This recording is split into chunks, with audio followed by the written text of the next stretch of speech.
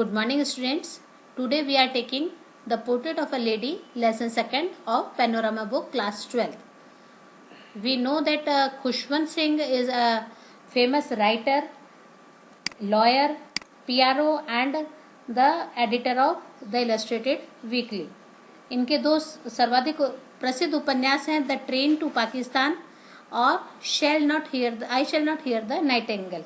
The train to Pakistan के ऊपर film भी बन चुकी है और यह जो कहानी है ये the portrait of A lady Khushwant Singh अपनी दादी माँ के लिए बता रहे हैं। उनकी दादी माँ का ही चित्रण इसमें किया जा रहा है और चलचित्र की तरीके से कहानी हमारे दिमाग में घूमती रहती है। खुशवंत सिंह कहते हैं कि सभी व्यक्तियों की दादी माँ की तरह उनकी भी दादी माँ एक बूढ़ी औरत थी और 20 वर्षों से वृद्ध और झुर्रियाँ डली हुई उतनी ही थी। उन्हें ऐसा लगता था कि उनके चेहरे पर कोई फर्क नहीं पड़ा। 20 साल पहले भी वो इतनी थी, लेकिन लोग ऐसा कहा करते हैं कि उनकी दादी माँ बहुत ही युवा थी, सुंदर थी और उनका एक पति भी था।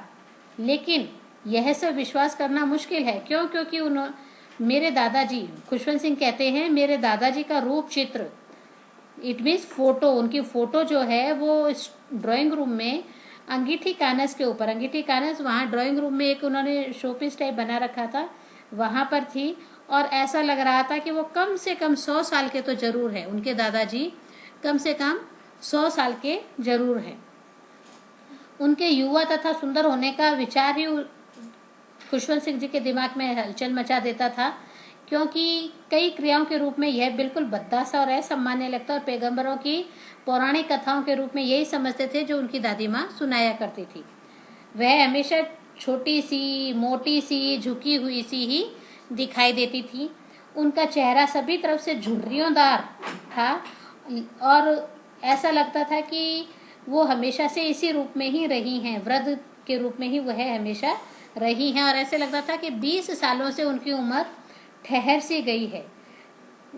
खुशवंत सिंह मानते थे कि वह कभी सुंदर हो ही नहीं सकती थी, लेकिन वह सदैव ही सुंदर दिखाई देती थी। बिल्कुल सफेद, बिना दाग धब्बों के कपड़े पहने हुए, एक हाथ अपनी झुकी हुई कमर को संभालते हुए कमर पर रखे हुए तथा दूसरे हाथ से पूजा भजन करती रहती थी, माला फेरती रहती थी, घर में इधर उधर लंगड़ाते चलती फिरती रहती थी। उनकी चांदी जैसे बाल और बालों की चोटियों के बाल अव्यवस्थित हो जाते थे, पीले और झुर्रियोंदार वाले चेहरे पर फैले रहते थे और उनके होठ सदैव ही अस्पष्ट बोली वाले भजन तथा प्रार्थना करते हुए चलते रहते थे। सबसे बड़ी बात कि वह सुंदर बहुत थी, ऐसा खुशवंत सिंह भी मानते हैं। वह पर्वतों के बीच सर्द मौसम की एक प्राकृतिक तस्वीर के समान थी, एकदम शुद्ध सफेद पवित्र रिश्ते के समान थी और सबसे बड़ी बात वो हमेशा शांति और संतोष की सांस लेती रहती थी। खुशवंत सिंह और उनकी दादी जी बहुत ही अच्छे मित्र थे और बोले कि जब मेरे माता पिता, खुशवंत सिंह कहते मेरे माता पिता जब शहर में रहने चले गए थे तो उन्होंने मुझे मेरी दादी के पास में गांव में ही छोड़ दिया था। हम निरंतर साथ साथ ही रहते थे और जैसा कि प्राय होता है, सुबह वह मुझे जगा दिया करती थी और स्कूल ले जाने के लिए तैयार भी कर दिया करती थी। और जब स्कूल जाते थे तो एक उबाऊ गाना भी गाती थी, जैसा कि भजन, खुशवंत सिंह को लगता उनकी दादी जी भजन गाती थी और इसी आशा से नहलाती थी, कपड़े भी पहनाती थी कि मैं उनके भजनों को ध्यान से सुनूंगा और उनको याद भी कर लूंगा। और इसी प्रकार करते करते वो लकड़ी की पट्टी जिसको वो पहले ही धो देती थी, उनको मिट्टी से पोत देना। बच्चों देखो, ये कहानियां हमें सिखाती हैं कि किसी जमाने में किस तरीके से लोग पढ़ते थे, पर फिर भी उनकी पढ़ाई और उनकी पहचान, उनकी गरिमा बनी रहती है। यही खुशवंत सिंह के साथ है। इनका कार्य बहुत अच्छा रहा, बहुत ही प्रशंसनीय रहा। इन्होंने छोटी उम्र में लकड़ी की पट्टी पर मिट्टी से पोतकर अपनी बनाती थे, स्लेट वगैरह लाल कलम से कई बार उनकी दादी ले आती थी, एक बंडल में बांधकर हाथों में दे देती थी। और सबसे बड़ी बात है, मक्खन लगी चीनी की रोटी भी वो उनके संग, बासी रोटी ही होती थी, स्कूल में जाते वक्त उनके संग लगा देती थी और साथ में कुछ बासी चपातियां भी गांव के कुत्तों के लिए वो ले जाती रहती थी। और हमेशा का नियम था कि बच्चे को, खुशवंत सिंह को स्कूल छोड़कर वो स्कूल के पास में ही जो मंदिर था उसमें चली जाती थी। पुजारी वहाँ के जो मंदिर के पुजारी वो वर्णमाला के अक्षरों का ज्ञान देते थे, प्रार्थना सभा सिखाते थे और बरामदे के प्रत्येक कतारों में बैठे हुए बच्चों के वर्णमाला के अक्षरों और सामूहिक रूप से जोर दे देकर चीख पुकार कर प्रार्थना को गाना गाते और बोलते थे। और उनकी जो दादी माँ थी वो भी धार्मिक पुस्तकें पढ़ती रहती थी और जब दोनों का काम समाप्त हो जाता था तो दोनों वापस एक साथ ही घर पर आ जाते थे। और इस प्रकार दादी माँ और जो पोता है उसके संबंध बहुत ही अच्छे बन पड़े थे। दादी माँ जब जाती थी तो कुत्तों को रोटियां डालती देती थी और कुत्ते उन रोटियों के लिए आपस में लड़ते रहते थे। जब खुशवंत सिंह के माता पिता शहर में बस गए थे, सेटल हो गए थे, तो उन्होंने भी खुशवंत सिंह को शहर बुलवा लिया था। और यह सबसे बड़ी बात थी, अब शहर के रूप में दादी माँ ढल पाती हैं या नहीं ढल पाती हैं, ये चीज़ आप देखिए कि एक कमरे में ही रहते थे दादी माँ। अब भी स्कूल तक तो मेरे साथ नहीं जाती थी। क्योंकि खुशवंत सिंह एक अंग्रेजी स्कूल में पढ़ने लग गए थे और शहर के सड़कों पर कुत्ते भी नहीं थे। तो दादी माँ ने क्या किया, उन्होंने जो चिड़ियाएं थी उनको चुग्गा खिलाना घर में ही, अपने जो मकान का प्रांगण है, कोर्टयार्ड है, उसमें चुग्गा खिलाना उन्होंने शुरू कर दिया।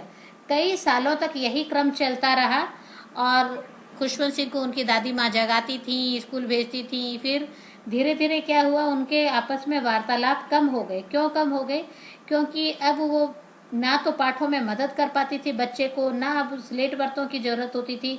और कई बार तो उनको ऐसा लगता था कि उनका जो संगीत है वो भी धूमिल पड़ गया है। क्यों पड़ गया है? क्योंकि जब उनको स्कूल में शिक्षा दी जाती थी तो अलग तरह के गाने सिखाए जाते थे खुशवंत सिंह औरों को, और उनकी दादी माँ को थोड़ा सा गुस्सा आता था। उनको लगता था कि यह जो गाने हैं यह अच्छी औरतों के नहीं हैं और भिखारियों के गाने लायक ये औरतें हैं और अच्छे समूह में ये गाने नहीं गाने चाहिए। इसलिए दादी उनसे प्रसन्न तो नहीं रहती थी, पर उन्होंने इस बारे में बोलना कम कर दिया था। और जब खुशवंत सिंह कॉलेज पढ़ने चले गए थे तो दादी माँ का स्वयं का एक कमरा दे दिया गया और अब मित्रता की कड़ियाँ भी टूट चुकी थी। दादी माँ के समर्पण की भावनाएं भी कम हो गई थी क्योंकि दादी माँ अब अकेली पड़ गई थी। सूर्योदय से सूर्यास्त तक वे अपने चरखे के बगल में ही बैठी रहती थी, चरखा चलाती रहती थी और भजन गाती रहती थी। परंतु सिर्फ दोपहर के तीसरे पल में ही जो चिड़ियाएं थी वो दाना चुगने के लिए थोड़े समय के लिए आती थी और दादी माँ रोटी के छोटे छोटे टुकड़े करते हुए बरामदे में बैठी चिड़ियाओं को देती रहती थी। कुछ आती और कई चिड़ियाएं तो उनकी टांगों पे बैठ जाती थी, दूसरी उनकी कंधों पे बैठ जाती थी और कई बार तो यूं लगता था कि क्या वो उनके सिर पे भी बैठ गई हैं क्या। लेकिन दादी माँ मुस्कुराती रहती थी और शू शू करके उनको भगाती भी नहीं थी। और ये जो आधा घंटा है ये दादी माँ के लिए सबसे अच्छा घंटा होता था क्योंकि उनको किसी से बात करने को मिल जाता था। पढ़ाई करने के बाद में जब खुशवंत सिंह जी ने विदेश जाने का फैसला किया तो उनको लगा था कि उनकी दादी माँ परेशान हो जाएंगी। बोले मैं 5 साल दूर रहूंगा दादी माँ, और इस उम्र में ये भी नहीं कहा जा सकता कि दादी माँ कितने दिन जिंदा रहे। दादी माँ कह भी सकती थी कि नहीं ऐसा नहीं होगा, परंतु दादी माँ बिल्कुल भी भावुक नहीं हुई। उन्होंने रेलवे स्टेशन पर विदा करने तक पहुंच गई वो, लेकिन फिर भी भावुकता नहीं प्रदर्शित की। उनके होठ कुछ बुदबुदाते रहे। मैं मन ही मन सोच रहा था मेरी दादी माँ मेरे लिए प्रार्थनाएं कर रही है। और बाद में दादी माँ ने मेरा माथा चूमा और बोले कि यही मेरा और मेरी दादी माँ का शायद अंतिम शारीरिक स्पर्श था कि उन्होंने मेरे को प्यार से सिर पर चूमा था। लेकिन एक बात थी, जब 5 साल बाद में खुशवंत सिंह जब वापस घर आए तो स्टेशन पर ही उन्हें मिलाया गया और एक दिन की भी अधिक वृद्ध दिखाई नहीं पड़ रही थी। 5 साल बाद में भी उनकी दादी माँ उतनी ही बूढ़ी दिख रही थी जितनी कि वो पहले थी। और बोले अब उनके पास बोलने के लिए भी समय नहीं होता था। हमेशा बाहुपाश में बांधे रही और सिर्फ प्रार्थनाएं करती रही। बोले सबसे बड़ी खुशी मेरे को ये लगी कि अरे दादी माँ अभी भी उतनी ही प्यार से चिड़ियाओं को, गौरैयाओं को खाना खिला रही है। शाम को एक परिवर्तन आ गया था। आज दादी माँ ने प्रार्थना नहीं की थी, पड़ोस की महिलाओं को इकट्ठा किया, पुराना ढोलक लिया और गाना शुरू कर दिया। कई घंटों तक वो ढोल के चमड़े पर थपकियां देती रहती थी और गाना गाती रहती थी। और जितने समय में खुशवंत सिंह ने उनको जाना था, उनका क्या था कि बोले मैंने कभी प्रार्थना इस तरह प्रार्थना करते भी नहीं देखा था। लेकिन अगले ही सुबह दादी माँ बीमार पड़ गई और उनको बहुत तेज बुखार भी चढ़ गया। डॉक्टर ने कहा कि अरे कोई दिक्कत नहीं है, यह तो जल्दी ही ठीक हो जाएंगी, हल्का सा बुखार है। लेकिन दादी माँ कुछ अलग ही सोचती थी। उन्होंने साफ कह दिया, अरे मेरा अंत समय निकट आ गया है, क्योंकि जीवन के प्रथम अध्याय के समाप्त होने से केवल कुछ घंटे पहले ही उन्होंने प्रार्थनाएं करना छोड़ दिया था। और इस प्रकार बातचीत करने में भी वो अधिक समय बर्बाद नहीं कर रही थी। हम पूरे परिवार वालों ने, माँ बाप ने, मैंने, सब ने विरोध भी किया। मेरे माताजी पिताजी भी इस चीज़ को विरोध करने लगे, लेकिन उन्होंने हमारे विरोध को भी सहन नहीं किया और उसको भी नज़रअंदाज कर दिया। शांति पूर्वक अपने बिस्तर पर लेटी राम नाम भजन गाती रहती और माला के मन के फेरती रहती। और इससे पहले कि बोले कि हम कोई शंका करते उनके ऊपर, उनके होठ हिलना बंद हो गए और इनकी निर्जीव अंगुलियों से माला गिर गई। उनके चेहरे पर एक शांतिपूर्ण पीलापन छा गया और हमें लगा आज उनकी मृत्यु हो गई है।